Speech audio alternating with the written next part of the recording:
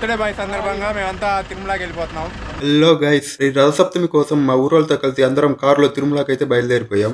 ఇక్కడ railway కోడూరులో tea super ఉంటుందని మా వాళ్ళు పిచ్చ హైప్ ఇచ్చారు. కానీ తాగిన తర్వాతే తెలిసింది వీళ్ళు చాలా తక్కువ హైప్ ఇచ్చారని చెప్పి. టీ తాగిన తర్వాత మా అందరి రియాక్షన్ అలా టీ కంప్లీట్ చేసుకొని మళ్ళీ స్టార్ట్ అయిపోయాం. అలా ముందుగా వెంకటేశ్వర స్వామికి జన్మనిచ్చిన వకులమాత దేవి టెంపుల్ కి అయితే వచ్చేసాం. నాకు ఇక్కడికి వచ్చాక తెలిసింది ఈవిడ స్వయాన మన ఏడుకొండల వారికి జన్మనిచ్చారని. ఈ టెంపుల్ అయితే రీసెంట్ గా డెవలప్ చేసిందే. ఈ గుడిపై నుండి చూస్తుంటే వ్యూ అయితే చాలా అద్భుతంగా ఉంది. అలా అక్కడ నుండి నేరుగా కపిల్ తీర్థంకి అయితే వచ్చేసాం. కపిల్ తీర్థంలో దర్శనం అయిపోగానే అలా మా బర్త్డే పైకి ఒక కేక్ కట్ చేసి అక్కడ నుండి నేరుగా తిరుమలకి అయితే బయలుదేరిపోయాం.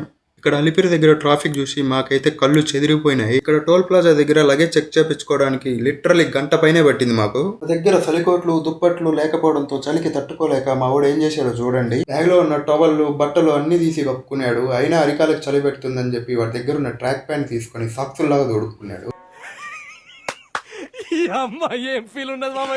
పొద్దున్నే రెడీ అయ్యి మాడు వీధుల్లోకి వెళ్దాం అనుకుంటే అక్కడ జనాభాని చూసి మైండ్ పోయింది నాకు.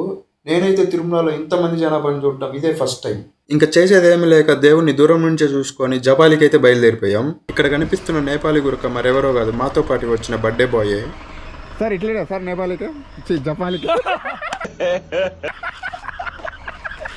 తిరుమలకి ఎన్నోసార్లు వచ్చా కానీ జపాలికి రావడం ఇదే మొదటిసారి. అలా ఫైనల్గా మన హనుమాన్ దర్శనంతో ట్రిప్ కంప్లీట్ చేసుకొని అందరం ఇంటికైతే బయలుదేరిపోయాం.